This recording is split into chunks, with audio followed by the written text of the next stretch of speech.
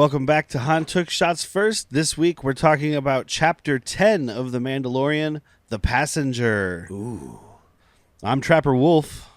I'm Frog the Bounty Humper. Let the spotchka flow. First things first, very funny. Tail the tape. Very funny to me, unless they did it on purpose as like a wink, wink, nudge, nudge. The director of this episode is Peyton Reed. I don't know if you know that name. Porn star. No, but Close. His biggest thing is he directed His penis. the Ant-Man movies. Oh, okay. And this this episode has a giant sentient ant, and he fights bugs. I didn't even think about the fucking Dr. Thorax. Dr. Mandible, dude. Put some Oh, shit, respect so on close. it. Dr. Thorax. Who am I? I went dirty. But I also found out by looking at, because I knew he directed Ant-Man. As soon as I saw the name, I was like, that's funny. Because Ant-Man was one I had followed very closely because it was originally supposed to be directed by Edgar Wright. And then Peyton Reed took over, and I was like, who the fuck is Peyton Reed? So I looked this stuff up, though. Nobody cares. Apparently, he directed half of the Back to the Future animated series. That was like his first thing. So you got to start somewhere. Yeah. And he directed The Love Bug, the one with Lindsay Lohan. But then he directed some episodes of I think every episode of the Weird Al Show, and a few episodes of Mr. Show with Bob and David. Weird Al had a show? Yeah, it was called, I think he had more than one, but there was definitely a show called The Weird Al Show. It was 13 episodes. Interesting. And he directed all of them. Hold on to Latchkey Vids. But yeah, he directed some Mr. Show with Bob and David, which is a fucking top tier like sketch comedy show from the 90s. Yes. If you haven't seen it, do yourself a favor and go fucking see it. All the sketch comedy shows that you like that aren't named Seinfeld or Saturday Night Live, watch this show. Yeah, I remember when I first showed it to Whitney. It was on HBO Max, and I was like, "Oh shit, Mr. Show." I was like, "Well," it took me a minute to convince her, and I was like, "Just watch an episode. It's really funny. Trust me. The first episode is killer. Like, if you're not sure, go to episode 1. It's not one of those ones where it's like, check out episode 6. What like you're saying? What a rarity. Yeah. Normally it's like, well, I tried it, dude. I didn't like it. No. You got to wait till season 2, episode 4 is when it really kicks off. If you don't like episode 1, you're not gonna like their humor. Yeah, I believe episode 1 is the one that has the "Don't put your dick in these holes." Anyway, it's a great episode. But like, we put it on and we were both laughing, and she's like, "Let's watch another one." And then we sat there and watched almost 2 seasons of Mr. Show with Bob and David in one night. It's a good night. That's a good night. Hi, baby. So anyway, Peyton Reed directed some of those. And then this was written by Jon Favreau. Original air date, November 6th, 2020. It's almost my birthday. Still sitting at home, guys. I mean, lucky people were. Yeah. We were still going to work. Because we were essential, damn it. I have that shirt that has the quotes essential. Yeah. I'm essential. What do? Bartender. You know what? That's actually the definition of essential, especially in end times. So as I said, the government figured out like we're making people stay at home. If we can't give them booze and weed, we are going to have full on fucking riots and rebellions. Nobody freak out. We were selling to-goes. So. True. Don't give me some comments like blood is on your hands. We got plenty of those phone calls during COVID. Yeah. So we didn't serve one fucking person. It was all to-goes. So yes, let's talk about this. Chapter 10, The Passenger. And I couldn't remember when the episode happened.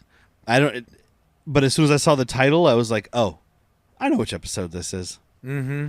This is the one that pissed a bunch of people off. I thought it was later because, the frog lady is very memorable. Grogu eating the eggs, very memorable. And I think I know a little bit why people are pissed off, and I'm not pissed off by it. It's just this episode 1 of this season was such a fucking banger. So much happened that this one, everyone's calling a filler episode. Look, you want to know the secret? This is a filler show. This is a side quest show at this point. Yeah. Well, and that was the thing. I remember when this episode aired, I like distinctly this episode because it was the spiders and stuff. A lot of people who were talking about it because everybody was watching it were like, it just felt like you said, like filler. It's like, it's silly. Like, what is the point of this? And I was like, did you watch season 1?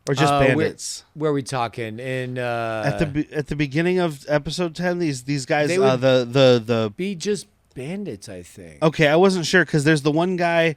Oh God, he's one of the. Not he, but the race is one of the pirates later. I always forget the name. Nikto. There's one of the Niktos who we definitely saw in the Bounty Hunters Guild. There's the little guy who we definitely saw in the Bounty Hunters. So I'm wondering if these are bounty hunters looking for Mando. The little robot guy comes back in episode 7 of the. God, I should stop speaking episodes. The little robot, like Jawa looking robot, they come back in Force Awakens. Okay, I was actually wondering while watching it. I was actually wondering while watching it if it was like this is a battle Jawa. Yeah, but I did read something, and it's a different race. It is. So. It is. And we'll see. I didn't even think about the fact that they could be hunters. I literally just thought they're like, they heard a fucking speeder. Because, I mean, it's a wide, vast, open space where you would hear a speeder and be like, we got 10 minutes. One set of up them, a trap. So they set up this tripwire, and they make Mando crash, and one of them yells, "Get the child."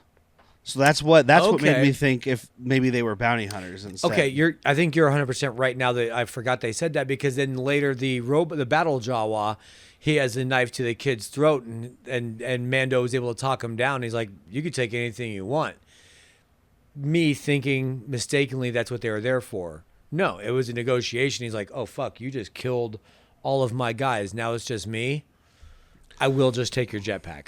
That's fine. I was here for the kid. I was on the hunt from somebody paid me. We don't know Gideon's still out there. We know he does. Mando doesn't know Gideon's still out there. Yeah, and because Carl Weathers had told him he was going to wipe his record with the Bounty Hunters Guild, but that doesn't stop Moff Gideon from hiring people. Right. So, but Gideon knows that precious cargo. I do love during the fight. The little dude grabs he gets knocked down and he runs over and opens the biggest. He opens the biggest gun case and grabs this gun that's like 3 times his height. Just imagine Warwick Davis, who we love. No one's making fun of Warwick Davis, but imagine Warwick Davis doing the scene that Arnold Schwarzenegger does in Terminator 2 with the minigun just mowing down cop cars. That's what I want you to imagine for a second. Or I'm also thinking, again, Arnold in Commando with the rocket launcher with the 4 rockets in it. The quad rocket launcher. Okay, so imagine Warwick Davis with a minigun, circa Terminator 2, or imagine Danny DeVito with a quad rocket launcher, circa Commando. Take your choices. But it's not like a real gun. It's like a grappling gun or something, because he shoots a cable out of it. But Mando ends up grabbing it? No, Mando shoots the cable at the gun. Oh, does he? Okay, I missed that. This is a equivalent of like a 50 cal versus body armor, where it's like, oh, that might actually bust up my armor. Okay, I missed that because I saw the cable and then, but I thought Mando just grabbed it. So it's a very rare time of a Mandalorian using a fucking wrist cable in a good manner. But he pulls that fucking cable over and uses it to knock out these other 2 dudes, and so it's just our little guy who's grabbed the baby, and he's holding a knife to his throat, having negotiations with Mando, and he's like, "All right, I'll give you. There's a bunch of cool shit on that speeder over there. I'll give you any of it if you give me the child." I want to imagine that is a little tiny alien species using like some sort of mech suit to even look that big, because it's all hollow. The eyes are hollow. The hands are robotic. Like. Was that Men in Black? Babu Frick. Oh, it was Men in Black. Men in Black did have that guy that was inside the robot, yada, yada. Yeah, but he ends up going for the jetpack, and he gives it to him, and this little dude runs off with the jetpack, and I just love Mando. Mando's like, "Hey, little kid, are you okay?" And he's like, "Meh," and he goes, "Okay, cool." Remote start, and this fucking jetpack just takes this dude up in the air, and then he hits some other shit, and you just see this little guy, boom, boom. Just he's plummet. Dead. He's dead.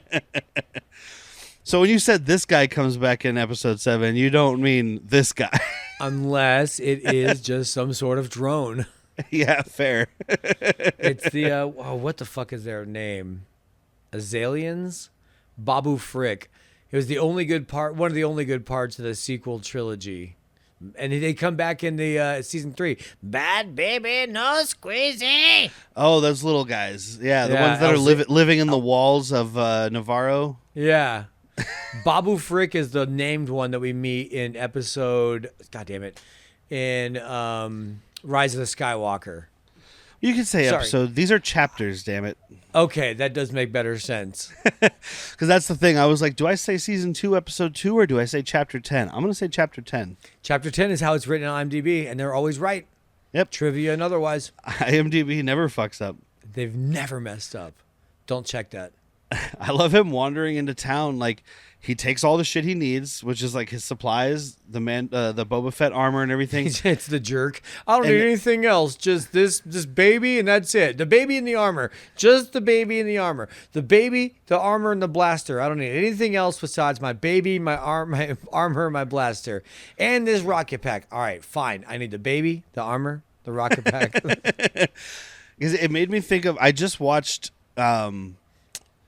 Baby Cart to River Styx, which is the second of the Lone Wolf and Cub movies. Oh, okay. I was like, what did you say to me? It's the second of the Lone Wolf and Cub movies. I mean, I've seen it before. I just watched it the other night. And I mean, most of the time he's got the baby in the baby cart because that's kind of the whole thing. Little bassinet thing. Most of the episodes are named. It's like Baby Cart in Peril, Baby Cart to the River Styx, whatever. But it still gave me that vibe of him walking in. He's got Grogu in his like fucking and talking about messenger that, bag. You just made Ryan real happy. He fucking loves those. Oh man, those movies are so good. Like, it's such a slow burn. I know of them because of him. The one that I could recommend the most to like most American viewers who don't watch Japanese cinema would be Shogun Assassin, which is like they take 1 and 2 and edit them together to make a more exciting one movie. But like they're great because like it's a lot of slow burn. But when you get to the action, it's crazy. And watching those is crazy, seeing how much they influenced so many things. The second one, the main bad guys are 3 assassins who walk around with these big like straw hats that hang down all the way over their head and have like the face cut out. Yeah. It's almost like I've seen that before. Cloud, John Thunder, Carpenter. and Rain, huh? Yeah, exactly. Like it's... But... and so much anime and stuff. I mean, it's But either way, check those out. You mentioned obviously Big Trouble in Little China, but that's the live action version. There's so many fucking manga, animes, and shit that have been doing that since that. I mean, fucking Raiden. Yeah. I'm sorry. When I recently, I think I told you, fucking the lady took me out like a month ago, and we ended up watching Big Trouble in Little China theaters, which was a fucking hoot. It's a better Mortal Kombat movie than most Mortal Kombats. Yeah. Like it has everything that Mortal Kombat does, and it's pre that, obviously. So obviously somebody's watching that like, we could make that. I mean, this new one might be the best one, but we have to wait and see it first. We'll see. That trailer looks like they're giving us combat that is mortal, though. I mean, on the regular feed, which is Bad Movies, Worst People, where all these are going to go to eventually, so you might as well get familiar. That Mortal Kombat movie will be talked about. Oh, we could talk about all 3 of them so far. Oh, yeah. Annihilation is the worst one, but it's also the funnest one when you're hammered.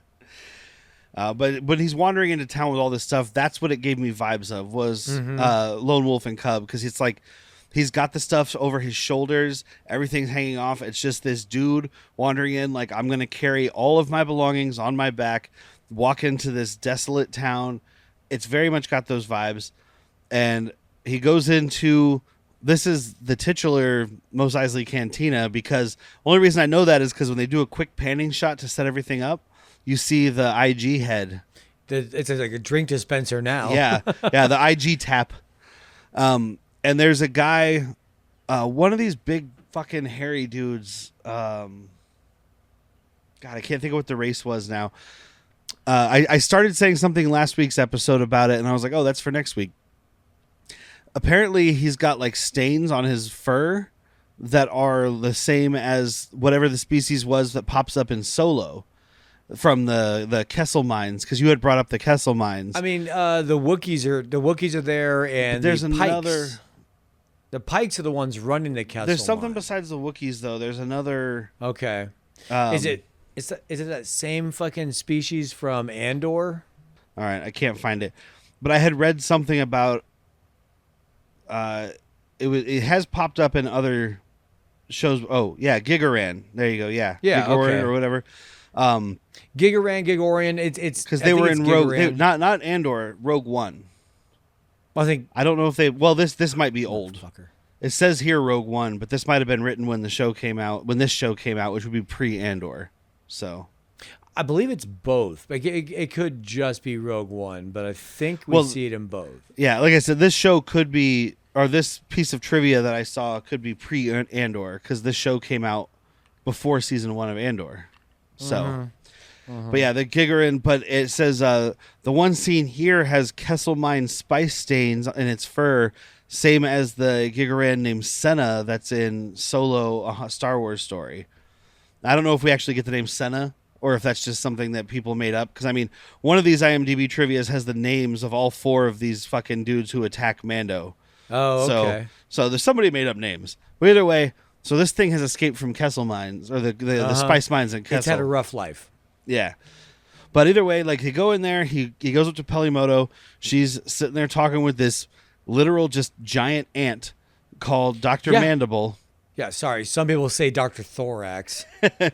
And this is another trivia thing, but when it comes to the Star Wars stuff, I tend to believe the trivia when it gets into like the weird lore because it's somebody who read all the books. This and shit. is somebody's life. Yeah.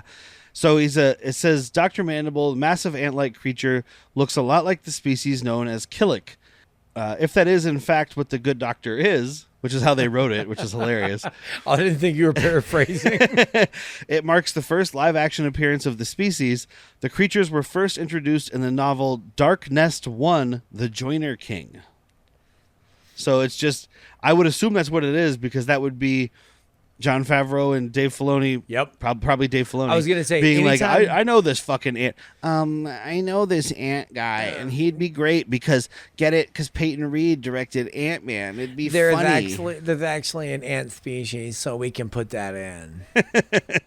So now that I'm coming all the way around to it, I'm like that it was a joke because that's Dave Filoni. Like, you're known for Ant-Man, and It'd be there's an funny. ant alien. There's like 20 people that'll think this is super funny. Dude, everybody who read Dark Nest, The Joiner King will laugh their balls off.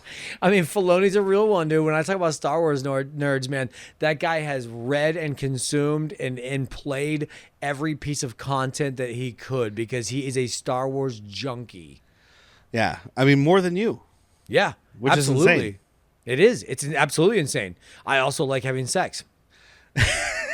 I'm sure he also likes it too. Like, you have more than one Mandalorian helmet behind you, more than one Star Wars gun, and I got more than one yodel.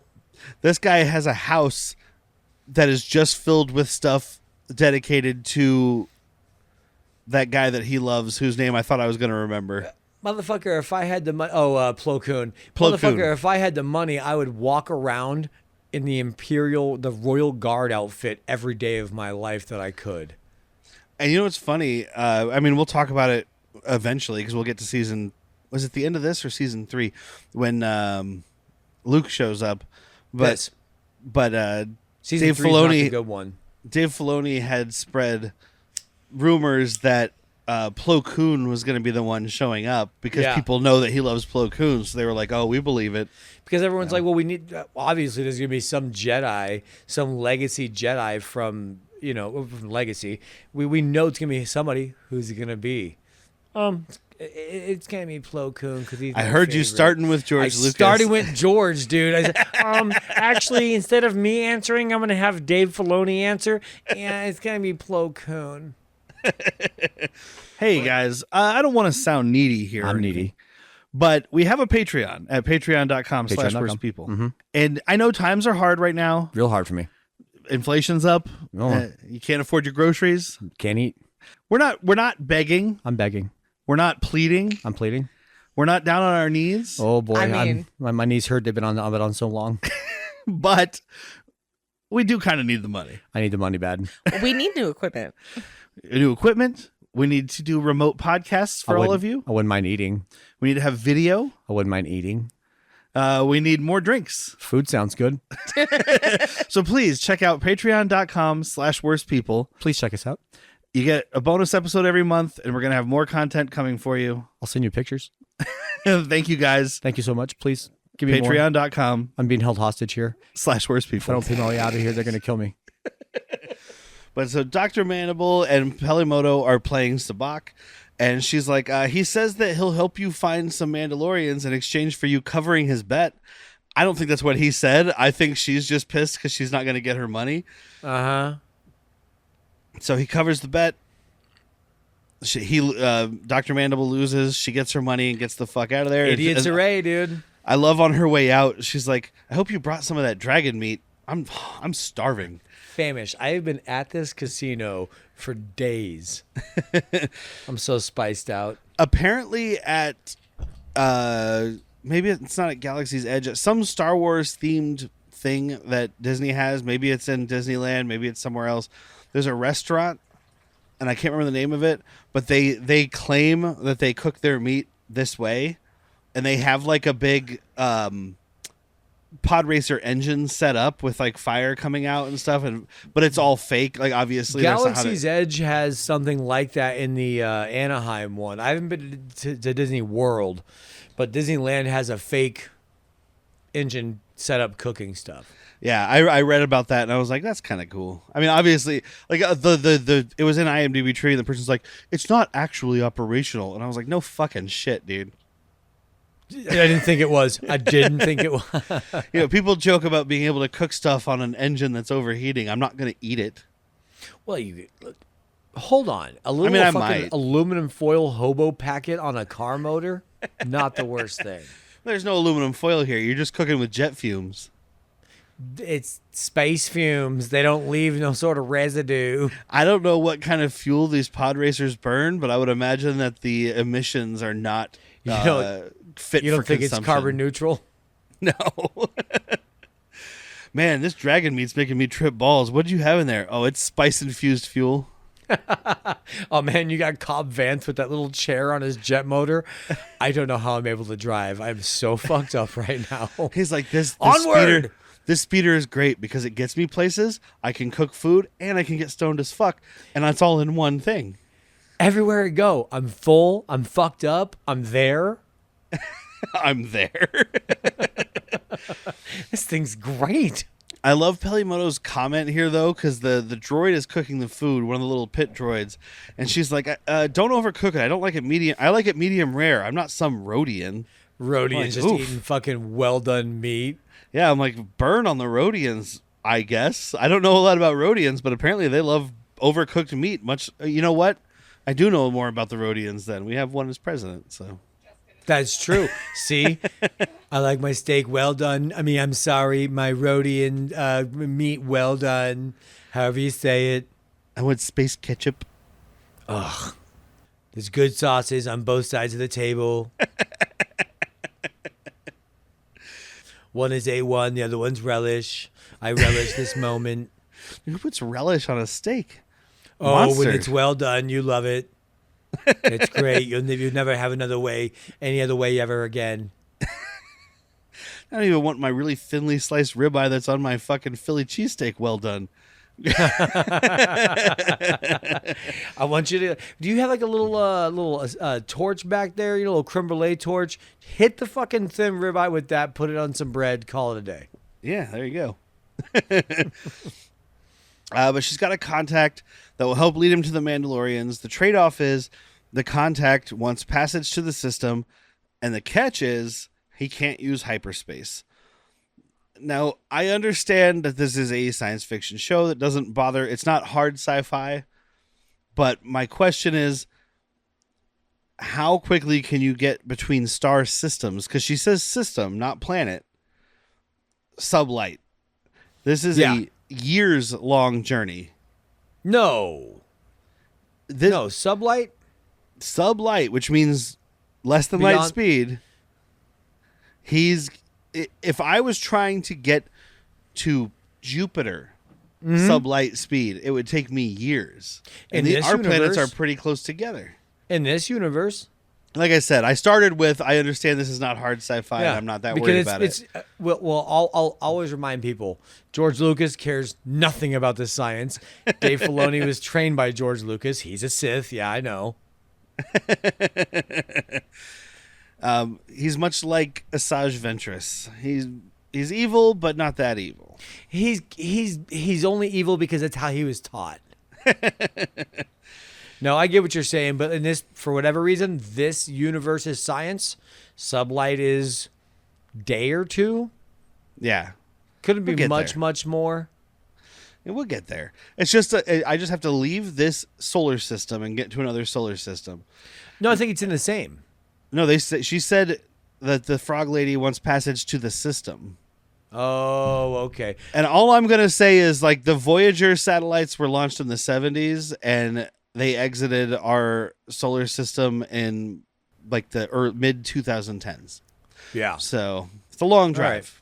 But it doesn't matter because this isn't the real world. Their engines are better. They're carbon neutral and they get you stoned. Well, to be fair, we did launch those satellites and then they quickly ran out of fuel and we're just like, well, let's let them float. Yeah. So. Yeah. But the thing is, the person who needs passage, the creature who needs passage is this frog lady. And right? I thought it was a really funny picture. She looks like she's doing karaoke. Yeah, oh, sorry. Not everybody's watching. Yeah. But she has a tube full of eggs that need to be fertilized by the equinox or her family line will end. The frog lady, by the way. Talk about waiting until the last fucking minute, dude. Right? It's the end of your line. Like, why? You should have been doing this a long time ago. I mean, I think we don't get all the details, but she talks about her husband went to this other system to set up a life for them. So maybe she waited till she heard back from him. Okay. So, all right. Derek's being reasonable. The frog lady is played by Misty Rosas, which I think I mentioned her in an earlier episode, but she was the one who did the bodysuit stuff for Queel. Oh, makes perfect sense. I mean, Star Wars loves to use actors that they don't have to show a face for over and over again. That's a good little cheap way to do it. Yeah, we keep this person on. We don't have to spend all that money putting a new person on payroll. We already know her. But, of course, as soon as they get on the ship, or even before they get on the ship, Grogu is eyeballing this tube of baby eggs. What's up with that snack tube? Dude, when they do get on the ship and they leave him alone and he's with the tube, I don't have like an animated thing, but he's looking into this thing like longingly at these eggs. And you even see him at one point put his hands up and use his force powers to like pull the eggs towards him. And I'm like, that's some Sith shit, dude. That is misuse of the force if I ever saw it. He's hungry. He wants some chicky egg. I remember this episode very well, but I didn't remember that part of him. Like, you see all of them start like slowly converging at his point. It's like those little balls with the electricity in him. He like touches his finger to it. Or it's like in Spencer's Gifts best. Yeah, exactly. Spencer's Gifts finest. But so Mando can't communicate with this lady. We find out she can understand him eventually. Yeah. But he's telling her, like, hey, strap in, whatever. It's going to be a long ride because you don't want to go to hyperspace. Presumably it does something with the eggs or whatever. That's the only thing. There's like, why? He's like, why the fuck can't we? He's like, the eggs won't be fertile. End of story. But he's like, I'm going to go take a nap. He goes down, and that's when he walks in on Grogu just nomming on these baby eggs. Nom, he's like, nom. He's like, no, that's a bad baby. Don't eat the baby eggs. No, squeezy. And so he goes to take a nap and is awoken by an alarm because they are now flanked by X-Wings. And we've got one returning X-Wing pilot and one new one. We have Trapper Wolf, apparently, played by Dave Filoni. So if I'm going to be a pilot, can I get like a really cool name? Like, I don't want to be called Dave anymore. What's a cool name? Wolf? What about Trapper? Yeah, my name's going to be Trapper Wolf because that's fucking awesome. No, even better. When he was one of those kids that you went to high school with who was like, his name was like Clint or something. And he's like, no, call me Rain. Like one of the goth kids, you know, or whatever. It's like, no, I chose my own name. It's Storm Thunder, and like Clint. that was him in high school with the fucking hat. He still had the hat. This hat has not left him since he was 14. And he's like, my name's not Dave. Call me Wolf. I'm a wolf because I'm vicious and I travel in a pack of one. I'm a wolf pack of one. Dude, this hat is an early life decision. That's for sure. Yeah. We're hypothesizing, but that's for sure. It's like this was not a late stage life choice. This hat. You don't turn 35 like, I think I'll wear an Indiana Jones hat from now on. You've done this for a while. And he added the Trapper in his 20s when he started doing cosplay. He's like, this character is an X-Wing pilot named Trapper Wolf. And now that he's in charge, he's like, this is now a real character. Canon, bitch. I want to say that there's a Wolf Squadron in Clone Wars that he invented. I think that's right. Like either there's a character named Wolf or there's a Wolf Squadron.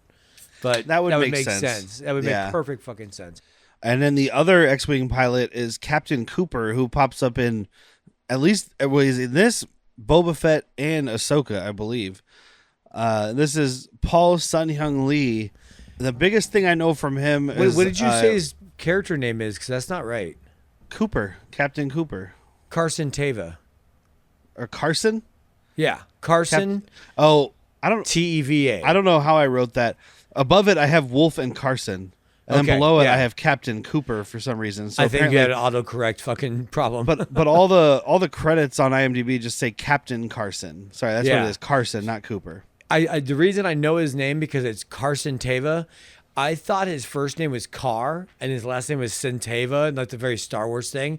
No, it's Carson Teva. Okay, so Captain Carson Teva, played by Paul Sun-Hyung Lee, who I know the most from Kim's Convenience. Have you ever watched that show at all? No, I mean it's fucking hilarious. I know him from this. And then every Star Wars thing I've ever like read or listened to or watched loves that fucking show that you're talking about because it's really gem. funny. Everyone talks about him like he's a fucking just treasure.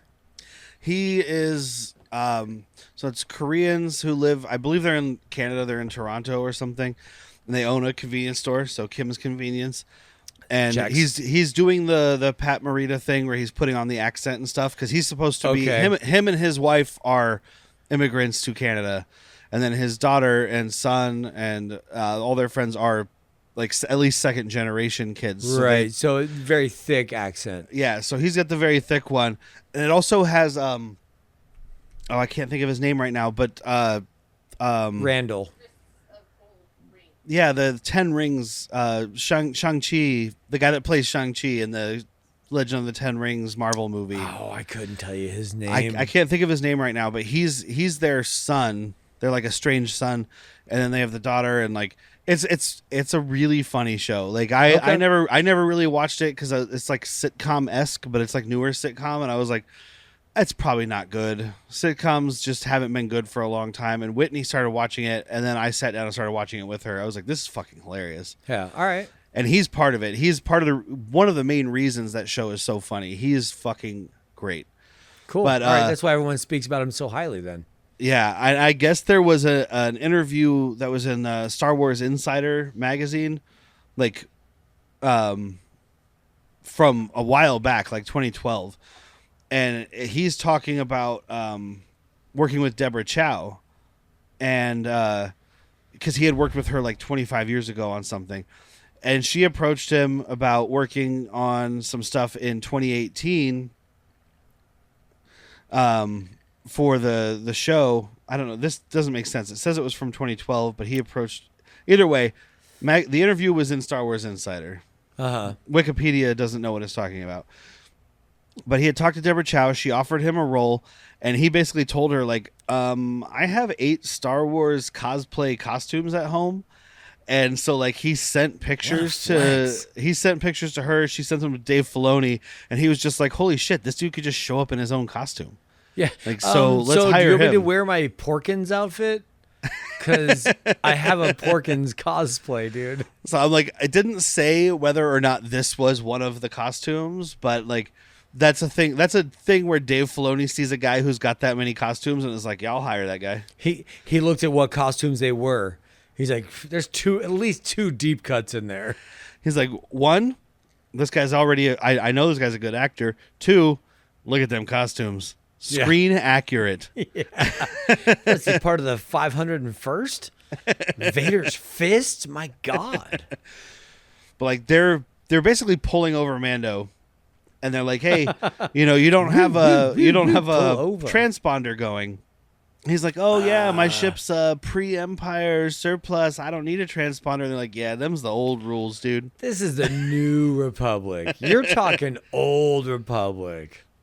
But I love he's like, "Okay, I'll get that fixed." Sorry, it's like, "Oh, your headlight's out." I didn't know. I'll get it fixed as soon as possible, officer. One more thing, by the way, I'm gonna need you to send me them digits. Well, I do like right before that though. He's like, he says to him, he's like, "Okay, I'll get it fixed, guys. May the force be with you." And we get the response that I have been doing my entire life as a beaten down, conditioned Catholic. May the force be with you. And also with you. It's the first time I've ever heard it that I can think of other than from people I know. I think we've heard variations of it. You're right. You're 100% right. This is the first way I've heard that. This is the exact call and response from every Sunday of my childhood until I was 16 years old, basically. Peace be with you, and also with you. Yeah, my older sister, who's I think she's still a good Catholic girl, but she's told me before, she's like, when you watch Star Wars, don't you also hear that? I'm like, oh yeah, we all do. We can't not. Like it's not our choice anymore. But I think we've heard variations of it. This is the first time that somebody involved is a recovering Catholic. Yeah. I mean, like, Favreau's probably Catholic. You think so with that hat? I mean, no, not Filoni, Favreau. Oh, Favreau. Because he wrote this one. I mean, he's Italian, right? I'd think so. So aren't they all Catholic? I would think so. Since that's where the Vatican is. It's like saying all Irish are Catholics. No, some are Protestant. Yeah, some are Protestant. I know about the IRA and all the wars. And a good chunk. The Italians are Catholic by choice. Yeah, you think so? Maybe, I don't know. Not when the fucking religious capital's in your hometown. Oh, you're not Catholic? That's fine. We'll just ship you to Greece. Yeah. Get him out of here. Send him to New York. But yeah, they're like, hey, send us a ping because we're looking for Imperial holdouts. Let me get them digits, like you said. Send me them digis. And he's like, oh, it's not working. I love how he doesn't. They can clearly see him through his windows. And he just kind of looks at his console and goes, not working. I don't know, man. He doesn't even flip a switch this time. He's like, it's not working. And then it's Dave Filoni who's like, Carson, can you switch over to channel number 2? And he's like, well, that's not good. And then their fucking S foils pop up. Yeah, both the foils come out, and he's like, oh, fuck. I don't think this is going to go well. And I love, because now the chase starts, right? And he's fucking doing what he can. But even Carson Teva's like, where does he think he's going? It is like my van trying to outrun a Corvette or a Lamborghini. Well, or like the newer, like the Charger cop cars that are running around. Just imagine my van trying to run from any cop car. Like, where does he think he's going? I see that giant white van. But you might be able to get away from one of those 80s Crown Vics. And like, these are not those. I mean, these aren't the new Chargers, but these are like the 90s Crown Vics, which you still wouldn't be able to get away from. This is like the early 2000s undercover Impalas they were using. But I do like when because he does pretend the transponder. He's like, oh, look here, I sent it now. And they're like, yeah, were you at this prison ship? And he's like, dive into planet. Bye. Like, so what's that? That's how they're bringing it all back together. Even the little one-off episodes. Like, this is going to follow him around because Carson keeps showing up. Yeah. And it's going to be beneficial at one point. I mean, it's beneficial in this episode, but it's beneficial later. here, but it's also kind of like, we helped you, now go fuck yourself, but we'll get there.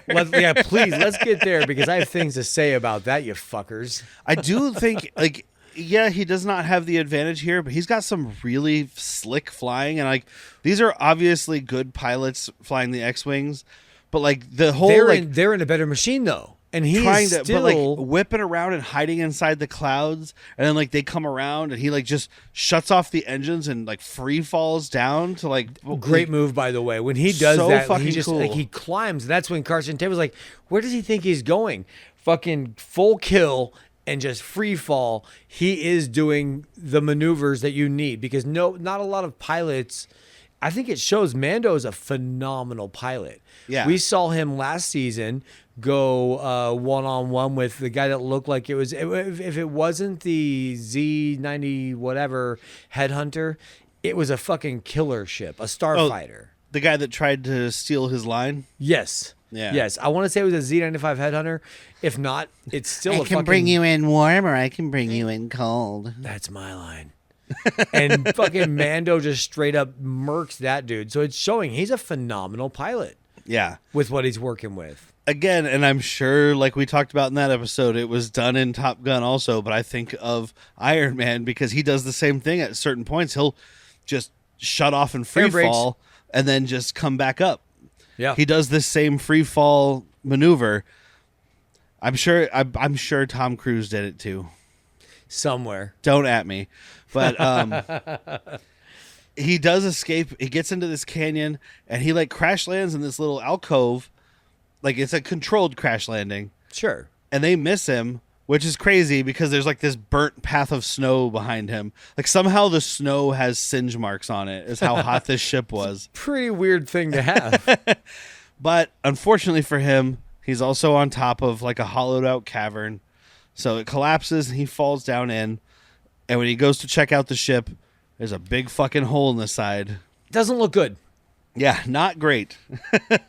And this is when we get Grogu missing, and he's looking around for him, and that's when he finds him just munching on the eggs underneath this blanket. Fuck, where's that kid? Also, where's your egg basket? I love that he's like, how many of those did you eat? And he just goes, "Bleh."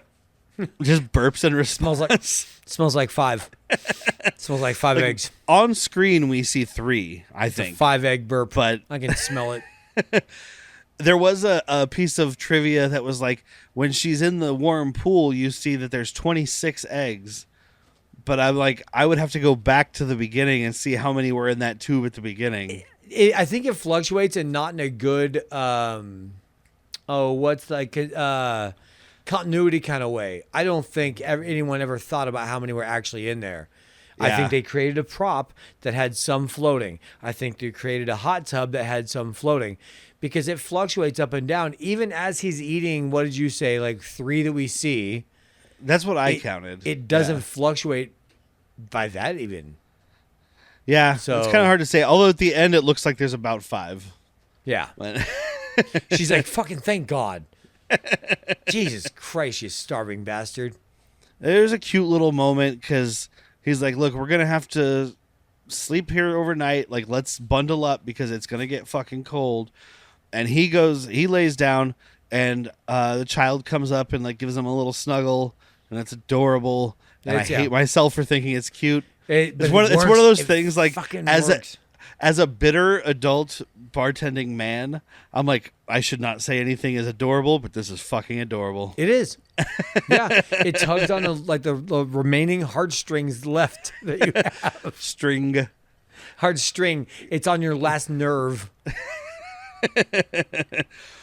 And he wakes up to the frog lady using the Zero head to communicate with him. Because, of course, he wakes up because it's all, Mando, there's no time to sleep. And Mando's like, gun pulled. Yeah, because he hears Richard Iowati's voice, like, "Hello, Mando." Excuse me?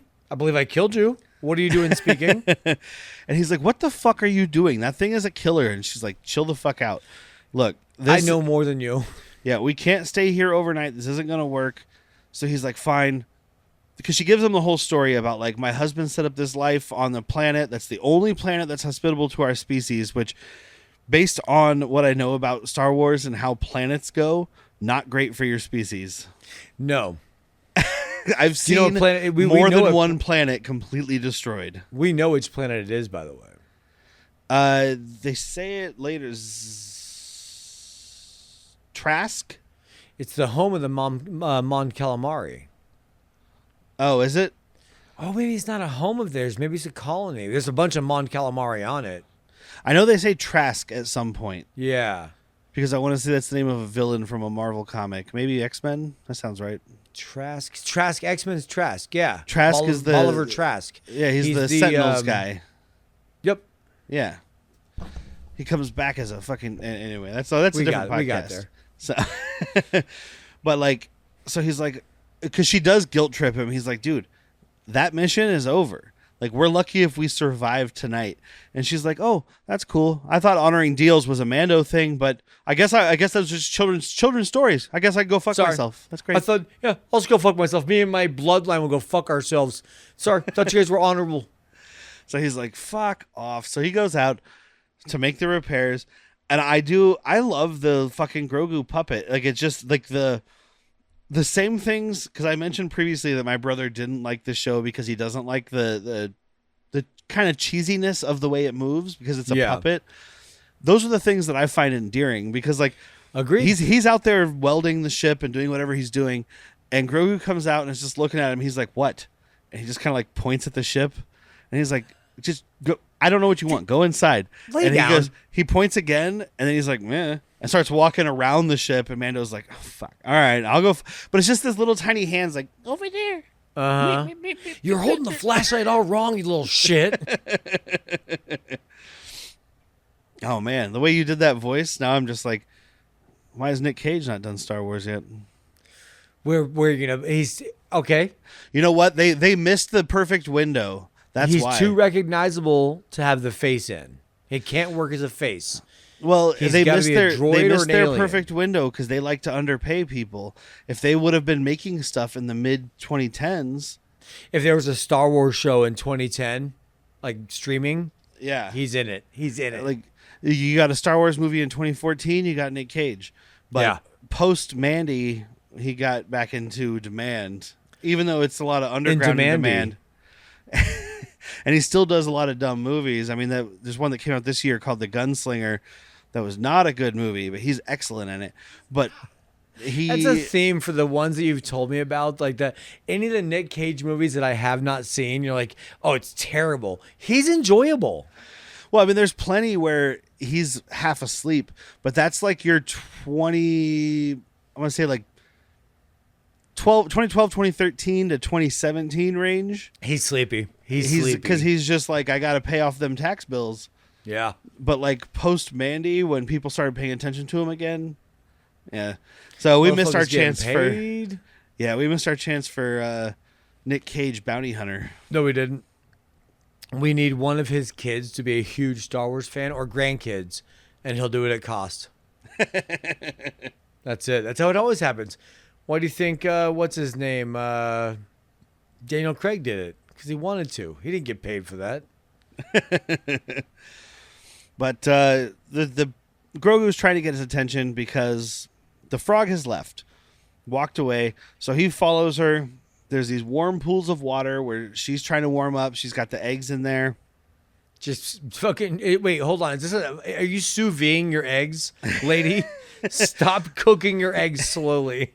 Well, like, and I understand, like, she's like, oh, it's too cold. It's going to damage the eggs, whatever. But when he walks in and she's naked in the pool of water, because she took her robes off because if they're wet and she gets out, she'll die.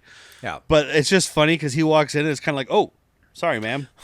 Like, sorry, I didn't know you had all your nipples out, all 10 of them. Because they even do a thing when, like, he helps her gather up the eggs. And, like, when she goes to get out of the pool, because she tongues her clothes. Yeah, she, like, whips the clothes over with her tongue and then just appears on screen with her clothes on. So it's a weird there's a lot of nipples. There's a lot of nipples going on in there. It's a weird thing to focus on. But, like, this is when I took note of the music because he's helping her gather up the eggs and Grogu tries to eat one. And he's like, go fuck off. Stop eating. There's MREs in the Razor Crest. Yeah, stop eating. You were literally eating a bento box in the last scene. But, like, there's all these weird formations around the cave, and it turns out they're these little eggs. And he starts facehugger pods. Yeah. He starts peeling it open and eating this little spider baby out of it. But the music that's playing at this point is, like, it's Amblin, like, which is Steven Spielberg's movie company. So it's like Yeah. E.T., E.T. is the Goonies, big that kind one. of stuff. It's that Amblin style, like wondrous discovery music. Like he's going through and finding these little pods and peeling them open, and it's like da da da da da da da. It's like this little happy, playful music, and then suddenly all the other eggs start shaking, and you just have like it. The camera pulls out, and it's like, no, it's not the 20 eggs that you saw. There are hundreds to maybe thousands. There's 20,000 eggs that you saw. Yeah. And they all hatch, and as soon as all these little spiders come out, and Mando's like, we should get the fuck out of here. And then out of the hallway, some slightly bigger spiders start coming. It's like, we really got to go. And then right behind it is Mama Spider, just like, boom. Faster. Boom. Go faster. Must go faster. Much, much faster. And apparently these are an unused concept design from Ralph McQuarrie. Yeah. I have the picture. This is his concept design. So, I mean, it's straight up the same. And it explains why the pods are shaped, the eggs are shaped the way they are and stuff, because it's like it's pooping them out of its little gross mouth. It's a cloaca. Instead of a butt giant, it's a mouth butt. They were called knobby white spiders. And basically, it's a large, like, it's a land speeder-sized arachnid-like organism that are native to the swamps of Dagobah.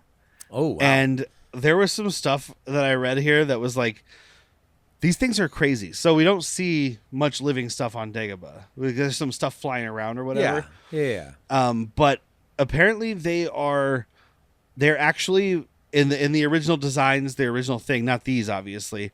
They were supposed to be part of a gnarl tree's life cycle, and they're basically composed of calcified wood and would break free of the parent tree, roam the swamps devouring animals, and after they gathered enough nutrients, they would find a clear spot, anchor their legs, and eventually transform into roots and grow into a tree. Ralph McQuarrie took some drugs, y'all. Dude, Ralph McQuarrie was on some good acid. Ralph McQuarrie's a fucking real one, dude. That's an amazing story we never got. Wild. I like it. Yeah, that's some shit. And like the fact that like, I mean, someone wrote about it, so I don't know if it's like, you know, there's a book of Ralph McQuarrie concept art that has the stories, or if that was included in a book.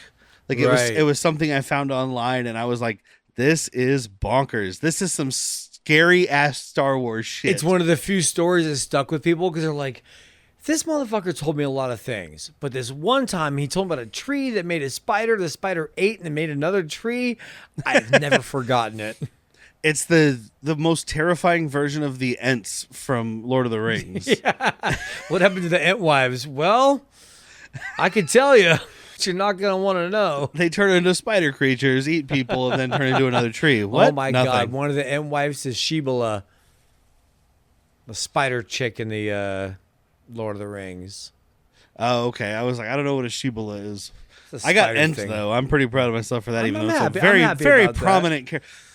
Everything walked in that movie. Even the trees walked. Most of your Lord of the Rings knowledge comes from Clerks.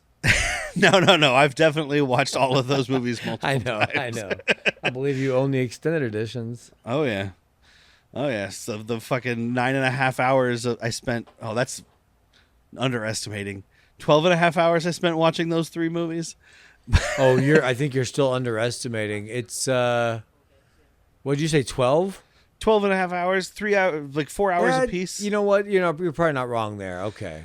Yeah, the unfortunate thing was the last time we watched them, Whitney and I watched all 3 of the Hobbit movies and then all 3 of the Lord of the Rings movies, and then like a month later got COVID. And I was like, well, you know what we could have been doing right now? Yep. Watching Kevin Costner movies. No, we instead spent our 15 days of lockdown watching every Keanu Reeves movie. Every? Well, most of them. Most of them. Basically, they're trying to escape the eggs. This is when the music turns to straight up like, this is some good horror movie music. This is some like, I'm being pursued by the guy with a chainsaw in the dark music. It's why Homeboy did fucking Sinners, man. He understands it. He gets it. Yeah. And Mando uses some detonators to stop the mama spider. She looks like she's dead. I think she's dead because I think this one later is bigger. Oh, I think it's her again. Oh, I thought this one was bigger. I thought the next one was like Daddy Spider. I'm fine with being proven wrong. I thought it was the same one. It could be. It's hard to tell because when it's pursuing them through these tunnels, it has to keep stopping because the tunnels are too small, so you don't really get a full scope. Yeah. But when it's on top of the ship, you do. It looked like a bigger one, but it could be the same one. It doesn't really matter because he takes this one down right now, but that doesn't stop the other 10,000 small ones from if following you're listening, chime in. They get into the ship. The spiders swarm the ship. He's trying to close the cockpit, and they're just pushing the doors open. He can't get them out. Some of them crawl in and start crawling on Grogu, and the frog lady saves him. She has the same gun that Checky Cario uses in Bad Boys, except for it's a blaster. He has that 4-barrel Derringer. She has a 4-barrel blaster. I'm sorry, man. I'm a gun guy. It's a blaster. I was happy. It's so funny because there was something in the IMDb trivia, or maybe it was Wikipedia, I don't remember, about the gun, and like somebody identified the gun and gave it a name and everything. But then they took time to note they named the gun and told us what it was called, but they did not name the species or the character. She's using a P1124. She's Frog Person from I don't know where. So it was in the Star Wars, the 2021 reference book, Star Wars The Mandalorian Handbook by Matt Jones. The Frog Lady wields a Shard 3A holdout cluster blaster. However, it does not reveal her actual name or species. Frog Lady. It's like if Frog Lady had a Shard A31 cluster blaster. To be specific, she's a frog lady. But he ends up using the flamethrower to burn these out and close the hatch. And that's when the big spider shows up, drops on top of the ship. Fucked. And it's doing the fucking Minoc shit across the windows. Look at those rows of teeth. Yeah, I was like, except for those are much different than the Minoc teeth. Yeah. You're fucked. And then they are saved by laser fire from the side. It's the X-Wing pilots. Who could it be now? And I got this picture because I was like, I know a lot of times they take real world guns and just add shit to them. Yeah. So I was like, I'm going to pull this in because Jack might be able to tell me what gun this is. I mean, it looks like maybe an M16 or whatever it is that the I don't military recognize uses, the but base model actually, but it kind of looks like a little bit of the E11 I have in the back, but it's not an E11 though. Yeah, I don't recognize it. I remember. Do you remember when the trailer for Andor season 1 came out and everyone was like, "That's clearly an AK-47." Yeah. Yeah. Okay. Every single one of the guns from the original trilogy was World War I weapons that you just didn't grow up with. Yeah. They're all very recognizable to the people that grew up with them. Yeah, exactly. Like, let's just take this real world gun and glue some goofy shit on the outside. That's what it had. It was a stipulation, by the way, that it couldn't be permanently modified. All the weapons that he had were on loan, so that you could. I think I remember talking about that. Yeah, you could add to it, but you couldn't like drill and screw things in. It was like, just glue a shroud to the outside. But these guys save them. They kill all the spiders. We do. Basically, it's Carson, who's like, so we ran your tags. There's an arrest warrant for abduction of prisoner X11, whatever. The Twi'lek from that episode. Yeah, Quinn. It's like, however, the records also indicate that you imprisoned 3 wanted criminals and that you tried to protect Lieutenant Davin from being killed. And he's like, so am I arrested? And it's like, well, you should be. But these are trying times, and Mando. I have a theory. What if I don't get a bounty and you fuck off, or you help? No, sorry, you help me fix my hole. That's the thing. He goes, okay. He pushes his luck, and he's like, all right, I'll forego the bounties on those guys. And you see Carson just kind of like, we weren't giving you bounties on those guys. You're forgoing a bounty. Cute. He's like, you help me fix my ship and get out of here. And he's like, how about you fix your transponder and we don't kill you the next time we see you? And then they just zip out of there. If we see you again, because you're still on an ice planet with an open fucking hole. Exactly. And they just leave. And it's Mando standing there like, what the fuck is happening here? There's quite a giant spider on my ship, and that's not the biggest problem I have. I mean, physically speaking, it is the biggest problem, but Mass-wise. metaphorically speaking, Mass-wise. I think the hole's in my ship. Yeah, the hole in my hole.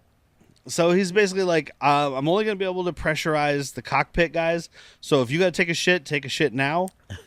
Because we're about to get real comfy cozy in this cockpit. He doesn't say the refresher this time. He says he uses military. He says if you've got to use the privy, use it now. Weird. Maybe he's like, she understands some things I'm saying. Yeah. But so he goes out, fix everything. He's like, we're going to limp to Trask.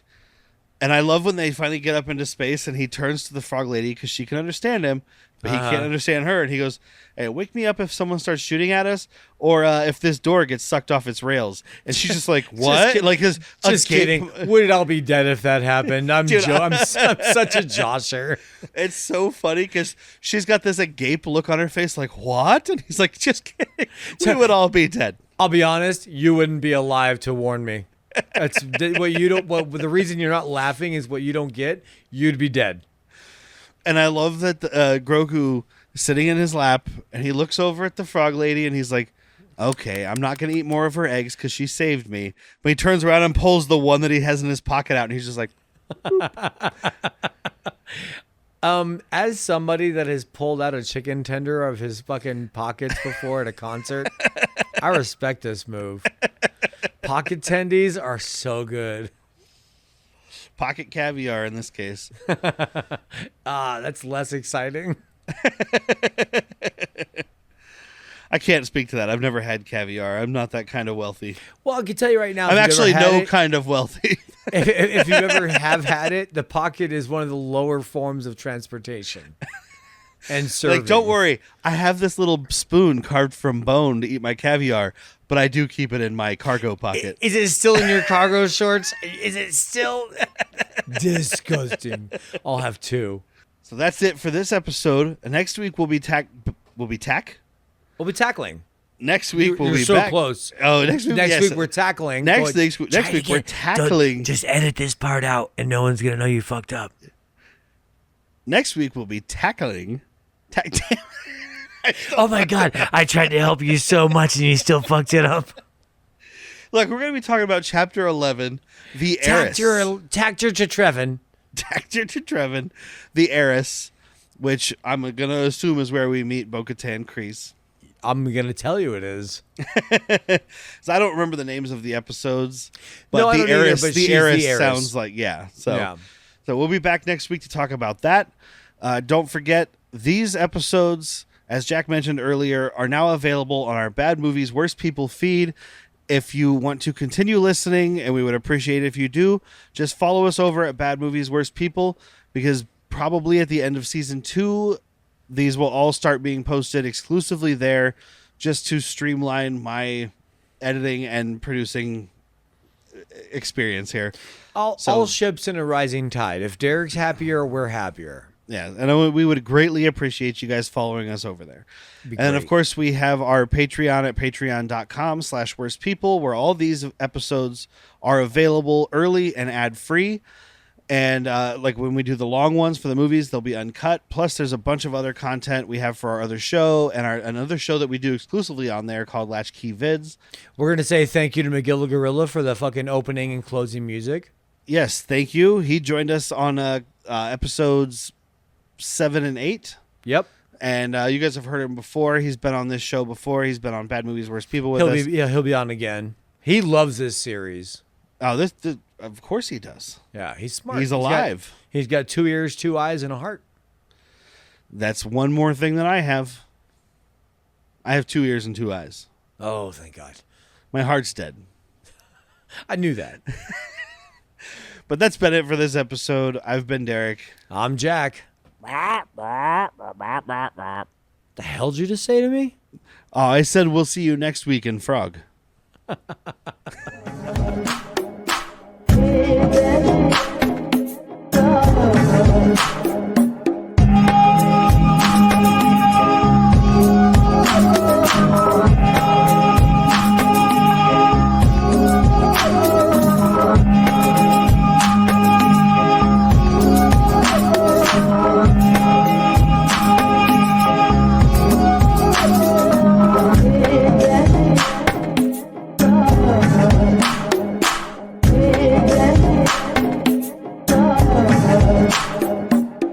but I make up the words because I often don't have words to say. I just like the melody.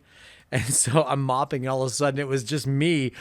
Your mama likes them tits, and your daddy likes them dicks. However could you be born? I was like, well, that's the lyrics. Like, there's no need to improve on that. You could be on Mel Gibson's record label. All right, I don't like myself as much as I thought before.